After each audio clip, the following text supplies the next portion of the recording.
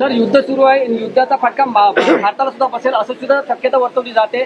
60 रुपयांनी गॅस सुद्धा मागलाय. कसं पाहता, काय आव्हान कराल लोकांना या संदर्भात? बघा, मी पहिल्यांदा आपल्या सगळ्यांना सांगतो आणि विशेषतः माध्यमांना सांगतो, लोकांमध्ये पॅनिक तयार करू नका. भारत सरकारने अतिशय स्पष्टपणे या संदर्भातली भूमिका मांडली आहे. भारताच्या एनर्जी सिक्युरिटीच्या संदर्भात कशा प्रकारे मोदीजींनी पावलं उचलली आहेत ही आपल्या समोर आलेली आहेत.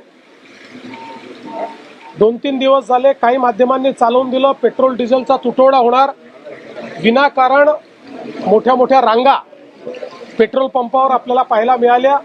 भारत सरकारने सांगितलं अशी कुठलीही कमतरता होणार नाही. त्यामुळे युद्धजन्य परिस्थिती आहे. जी परिस्थिती उद्भवेल त्याचा सामना करण्याकरता भारत सरकार मोदीजींच्या नेतृत्वात सक्षमपणे उभा आहे.